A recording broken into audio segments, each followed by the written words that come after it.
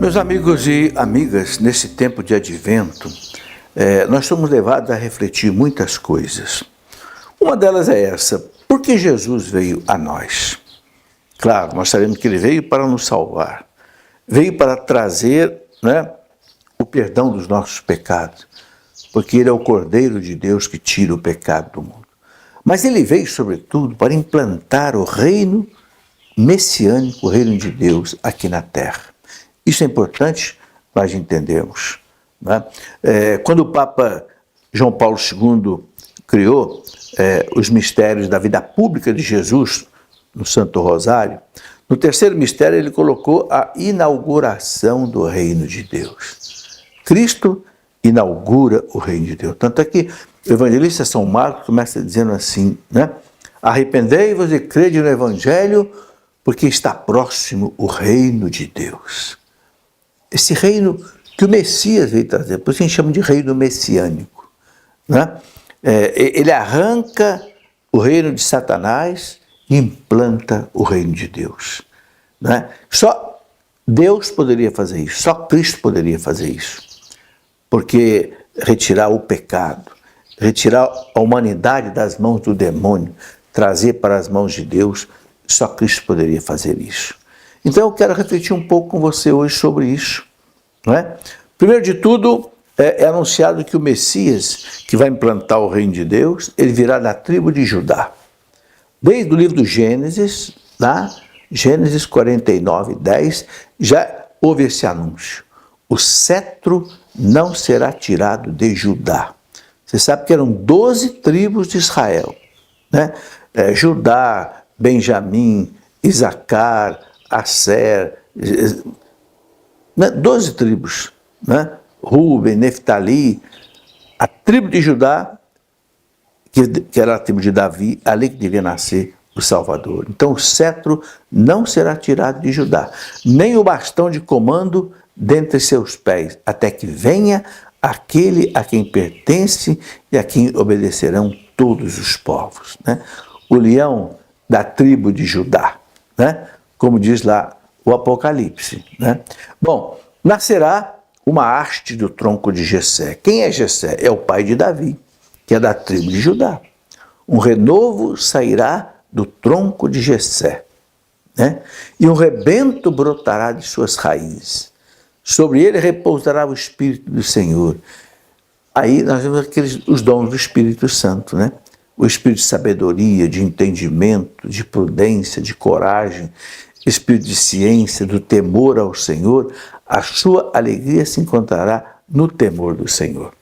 Então, é da tribo de Judá que vem o Salvador, que vem aquele que vai implantar o reino de Deus na terra. E aí diz, para nós, a palavra de Deus, ele não julgará pelas aparências e não decidirá pelo que ouvir dizer, mas julgará os fracos com equidade, fará justiça aos pobres da terra, ferirá o homem impetuoso com uma sentença de sua boca e com o sopro dos seus lábios fará morrer o ímpio, aquele que é contra Deus e contra tudo que manifesta o nome de Deus.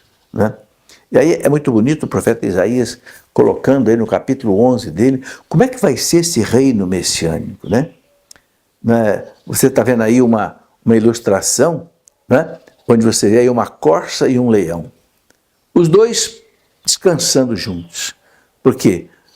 Porque quando vier o reino de Deus, o reino pleno do Messias, também entre os animais não haverá mais conflitos. Também entre os animais haverá paz. O profeta diz: a justiça será como o cinto de seus rins e a lealdade circundará seus flancos. Então o lobo será hóspede do cordeiro. Você pode imaginar uma coisa dessa? O lobo ser hóspede do cordeiro? Tudo que o lobo quer é matar e comer o cordeiro. Mas no reino de Deus, no reino do Messias, esse reino que o menino Jesus veio trazer, o lobo será hóspede do cordeiro. O cordeiro vai hospedar o lobo na sua casa. Veja que imagem maravilhosa. A pantera se deitará ao pé do cabrito. Tudo que a pantera quer é matar e comer o cabrito. Então a pantera vai deitar ao pé do cabrito, diz o profeta Isaías. O touro e o leão comerão juntos. Não vai haver briga entre touro e o leão. O menino pequeno os conduzirá. Né? Não precisa ser um grande boiadeiro, não. Um menino pequeno os conduzirá. A vaca e o urso se fraternizarão. O urso persegue a vaca para matar. A vaca e o urso se confraternizarão. Suas crias repousarão juntas. E o leão comerá palha com o boi. Olha que interessante. O leão comerá palha com o boi. O leão não vai mais matar nenhum animal para comer. Porque o leão vai voltar a comer palha, como era lá no paraíso terrestre, que diz que o leão comia palha. Né? E acho bonito isso que o profeta diz: a criança de peito brincará junto à toca da serpente. Né? E o menino desmamado meterá a mão na caverna da áspide. Não se fará mal nem dano em todo o meu santo monte, porque a terra estará cheia da ciência do Senhor. Assim como as águas recobrem o fundo do mar. Naquele tempo, o rebento de Jessé, né, posto como estandarte para os povos, será procurado pelas nações e gloriosa será a sua morada. É o reino messiânico. Ninguém descreve tão bem esse reino messiânico como o profeta Isaías, né, onde uma criança, né, pode brincar com uma serpente venenosa e ela não vai mais fazer mal a ele. É um sonho, né?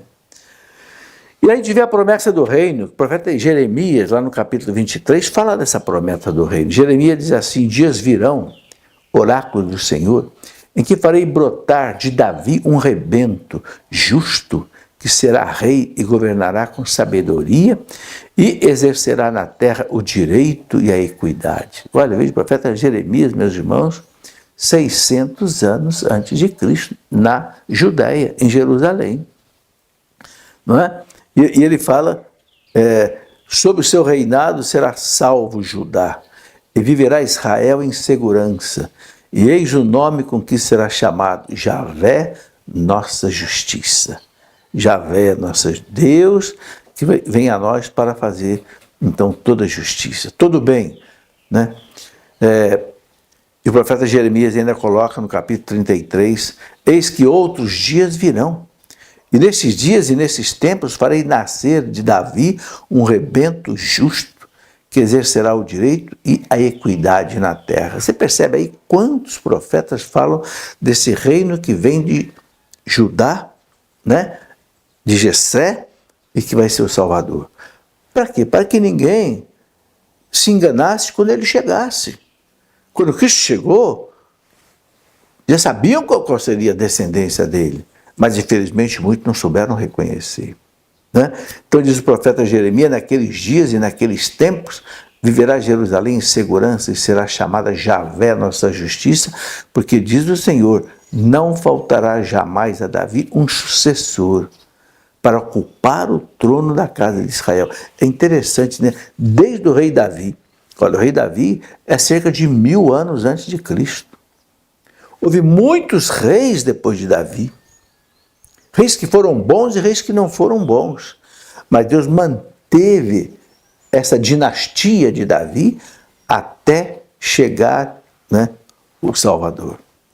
Tudo isso mostra para nós a firmeza do reino de Deus. Né? Então Cristo chega e anuncia o reino de Deus. Né? O evangelista São Marcos, capítulo 1, versículo 14 até 17, São Marcos coloca isso bem claro. Depois que João Batista foi preso, Jesus dirigiu-se a Galiléia, lá onde ele tinha nascido, né? Pregava o evangelho de Deus e dizia: completou-se o tempo e o reino de Deus está próximo. Né? Fazei penitência, crede no evangelho. E passando ao longo do mar da Galiléia, aí ele começou a chamar os discípulos que iam formar a igreja, porque é a igreja que ele ia entregar o reino de Deus. Né? Então, passando ao longo do mar da Galiléia, ele viu Simão, seu irmão André, né, que lançavam as redes ao mar, pois eram pescadores, e Jesus disse-lhes: vinde após mim, e eu farei de vocês pescadores de homens. Aí ele vai inaugurando o reino de Deus, porque ele instituiu a igreja nos apóstolos, e a igreja ele entregou o reino de Deus. Tanto é que São Lucas fala lá, Lucas 12, 32, pequeno rebanho. Ele fala para os apóstolos: não tenham medo, porque foi do agrado do Pai dar-vos o reino. Isso é uma coisa muito importante que nós entendemos. O reino de Deus foi entregue à igreja. A igreja é que detém todo esse poder do reino de Deus para levar a todos os homens. Por isso não existe salvação sem a igreja, né? E Cristo mostra os sinais do reino de Deus, né? Ele fala: o Espírito do Senhor repousa sobre mim, porque o Senhor consagrou-me pela unção, né? Enviou-me a levar a boa nova aos humildes, curar os corações doloridos, anunciar aos cativos a redenção, aos prisioneiros a liberdade, proclamar um ano de graça da parte do Senhor e um dia de vingança de nosso Deus, consolar todos os aflitos. Então, o profeta Isaías mostra no capítulo 61 dele os sinais do reino, as curas, os milagres, tudo que Jesus fez, o profeta já anunciava como sendo sinais do reino de Deus, né? Que Cristo tinha o poder para realizar. Os milagres de Jesus comprovam que o reino de Deus já chegou à terra, né? Ele fala, né? Mas se eu expulso os demônios pelo dedo de Deus, é que chegou até vós o reino de Deus. Está aí, né? Suas curas eram sinais da vinda do reino de Deus. Anunciavam uma cura mais radical. Que cura mais radical? A vitória sobre o pecado e a morte pela Páscoa que ele passaria. Então são sinais desse reino de Deus. E o reino de Deus também, meus irmãos, se manifesta principalmente na própria pessoa de Jesus, né? O Filho de Deus, Filho do homem, que veio para servir, para dar a sua vida em redenção de muitos.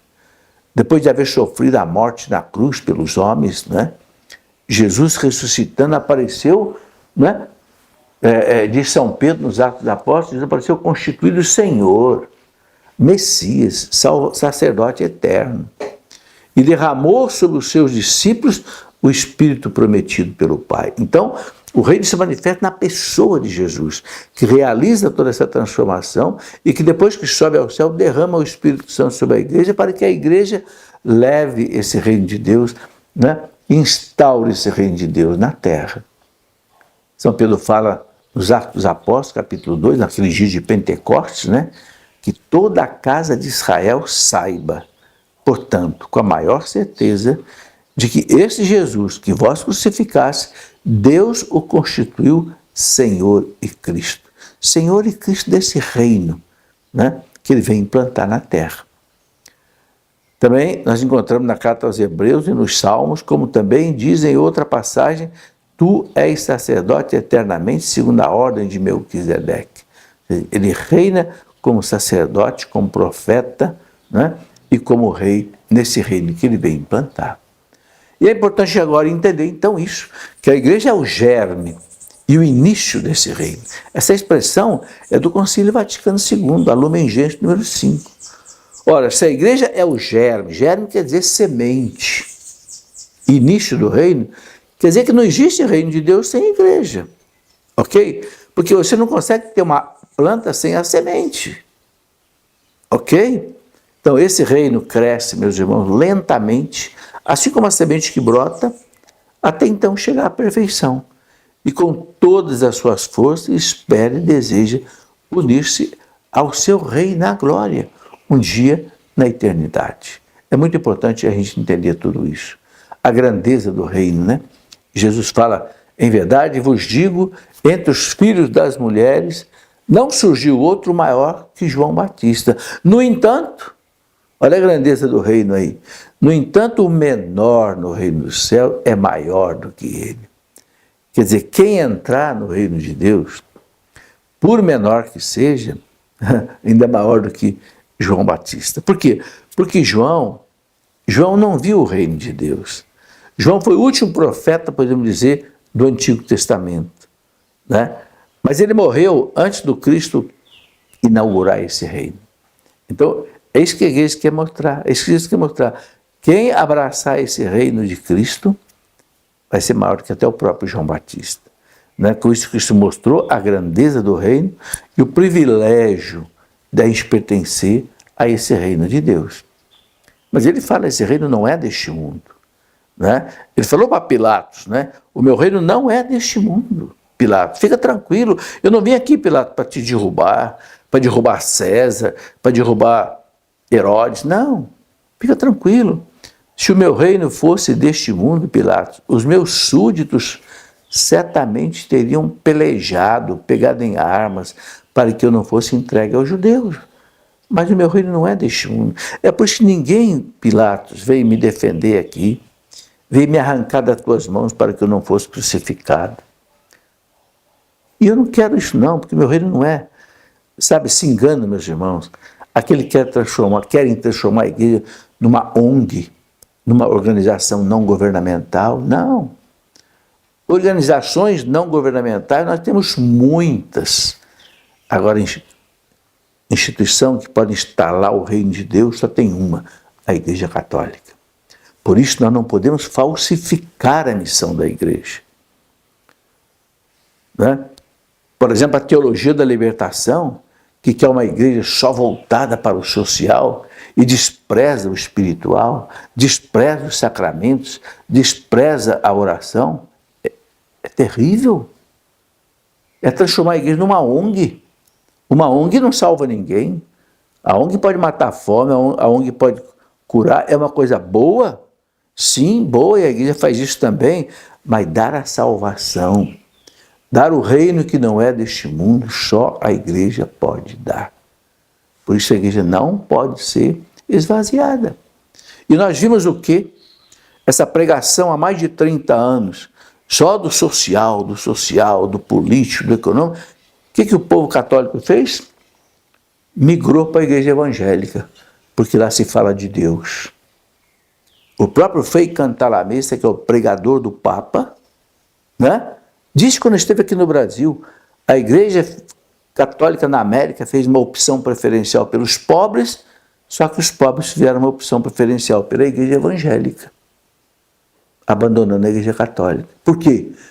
Porque essa onda da teologia da libertação deu ao pobre o pão, mas não deu Deus. E o Papa João Paulo II falou para os bispos do Brasil, em 1995, lá em Roma, o povo tem mais fome de Deus do que de pão.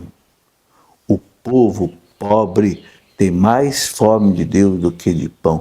Não adianta só dar o pão para o pobre, tem que dar Deus também. Senão, ele vai buscar Deus em outro lugar. Bom, mas ele disse-lhes, é necessário que eu anuncie a boa nova do reino também às outras cidades, pois esta é a minha missão. Cristo veio para anunciar a sua boa nova, o reino de Deus, em toda a parte, e incumbiu a igreja de fazer isso. Né? Aí diz São Lucas, depois disso Jesus andava pelas cidades e aldeias anunciando a boa nova do reino de Deus. Esse reino que não é deste mundo, é do outro. Né? É o que a igreja tem que fazer hoje. É o que nós também temos que fazer hoje. Esse tempo de Natal tem que lembrar nós disso. Né? O reino é para todos. Ao falar das características e das exigências do reino, naquela encíclica dele, Redemptoris Missio, o Papa João Paulo II disse uma coisa muito importante que eu quero relembrar aqui a você. Na Redemptoris Missio, né, ele diz assim, Jesus revela progressivamente as características e as exigências do reino através das suas palavras, das suas obras e da sua pessoa. Então ele mostra o reino pelas palavras, pelas obras e pela própria pessoa dele. O reino de Deus destina-se a todos os homens, pois todos foram chamados a pertencer. Então, ninguém pode ficar excluído do reino de Deus, nem pobre, nem rico, nem americano ou brasileiro, ninguém pode ficar fora desse reino que Cristo veio trazer para todos nós.